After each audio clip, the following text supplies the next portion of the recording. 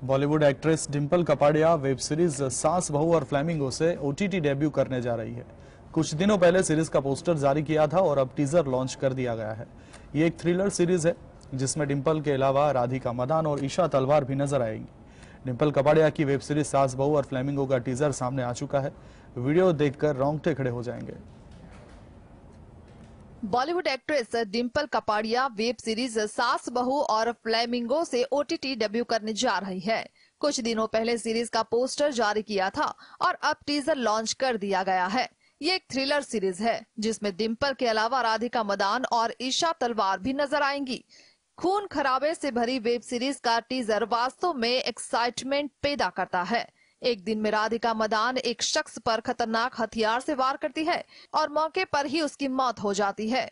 सास बहू और फ्लेमिंगो के टीजर को मेडोकप फिल्म्स के ऑफिशियल इंस्टाग्राम हैंडल पर शेयर किया गया है और कैप्शन में लिखा है, चेतावनी, ये कमजोर दिल वालों के लिए नहीं है, कृपया ना देखें। क्यों?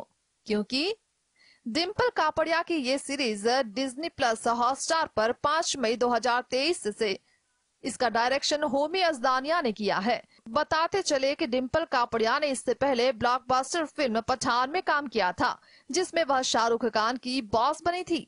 Bureau report, GSTV. तो ब्रिटेन में अब धूम्रपान करने वालों की खैर नहीं।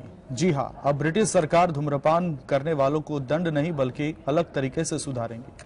क्या है प्रोत्साहन की नीति? क्या करी ब्रिटेन सरकार ने घोषणा? कैसे धूम्रपान करना बंद करेंगे स्थानीय लोग? देखते हैं अंदर की बात में।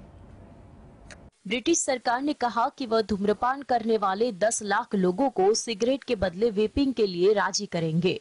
गर्भवती महिलाओं को ऐसा करने के लिए वित्तीय प्रोत्साहन दिया जाएगा। ब्रिटिश सरकार का कहना है कि इस तरह की पहल दुनिया में पहली है।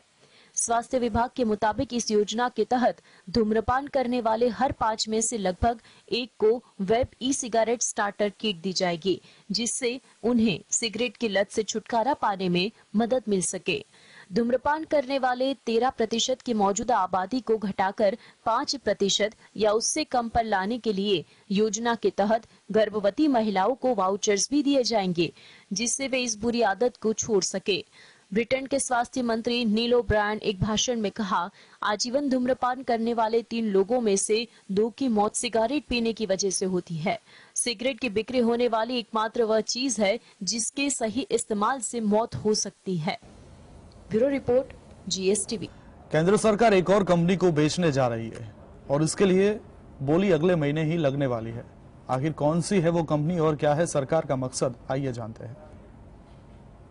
Shipping corporation of India limited के निजीकरण के लिए सरकार बड़ा फैसला लेने जा रही है। सरकार shipping corporation of India limited को बेचने के लिए वित्तीय बोली आमंत्रित करने की योजना बना रही है। 2 साल की देरी के बाद सरकार इसे बेचने जा रही है। सरकारी company shipping corporation of India देश की तीसरी सबसे बड़ी शिपिंग कंपनी है।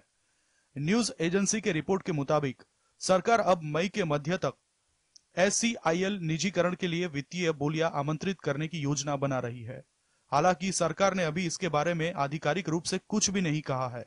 हालांकि अंतिम निर्णय 14 अप्रैल को कैबिनेट सचिव की अध्यक्षता वाली एक समिति द्वारा लिया जाएगा। बता दें कि नवंबर 2019 में ही आर्थिक मामलों की मंत्रिमंडलीय समिति ने शिपिंग कॉरपोरेशन को बेचने की सैद्धांतिक मंजूरी दे दी थी, लेकिन कोरोना संकट की वजह से प्रक्रिया आगे नहीं बढ़ पाई थी। भारतीय नौवहन निगम लिमिटेड की स्थापना 2 अक्टूबर 1961 को हुई थी। 18 सितंबर 1992 को कंपनी का दर्जा प्राइवेट लिमिटेड से बदलकर पब्लिक लिमिटेड कर दिया गया। कंपनी को भारत सरकार ने 24 फरवरी 2000 को मिनी रत्नम का खिताब भी दिया था।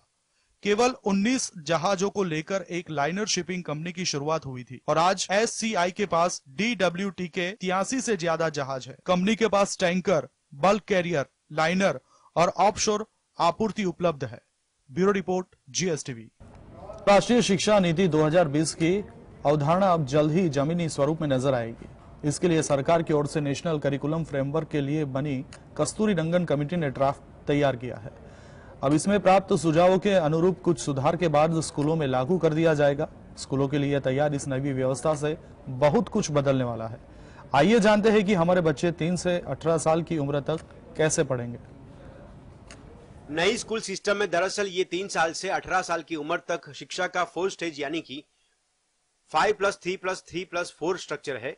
नेशनल कैरिकुलम फ्रेमवर्क के जारी प्री ड्राफ्ट में इन चारों स्टेजों को विस्तार से बताया गया है। इसमें 5+3+3+4 के 5 का मतलब फाउंडेशन ईयर शामिल है। 5 यानी फाउंडेशन स्टेज 2 भागों में बढ़ती है। पहला आंगनवाड़ी या प्री स्कूल के 3 साल प्लस प्राथमिक स्कूल में 2 साल। 3 में 1 से 2 ग्रेड दोनों के एक साथ शामिल है, जिसमें 3 से 8 साल की आयु को कवर करते हैं।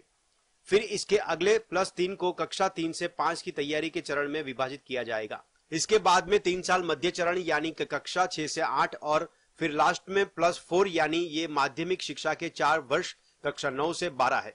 इस तरह 3 से 18 साल में एक छात्र 12वीं तक पढ़ाई शामिल की है। एनसीएफ के मुताबिक प्रिपरेटरी और मिडिल स्टेज में हर वीक डे से शुरुआत 25 मिनट की असेंबली के साथ होनी चाहिए। इसके बाद हर पीरियड 40 मिनट तक चलेगा। इसके अलावा अब 15 मिनट का स्नैक ब्रेक और 45 मिनट का लंच ब्रेक समय सारणी में बनाया गया है। एनसीएफ ड्राफ्ट में आखिरी 4 सालों यानी 9वीं से 12वीं तक स्टूडेंट को अपना मनपसंद सब्जेक्ट चुनने का विकल्प मिलेगा। वहीं 11वीं और 12वीं में भी 8 सब्जेक्ट्स के ग्रुप में से 4 सब्जेक्ट पढ़ने होंगे। इन दोनों वर्षों में सेमेस्टर सिस्टम से पढ़ाई होगी। इसमें एक सेमेस्टर में चुना हुआ सब्जेक्ट पूरा करना होगा। Bureau report, GSTV।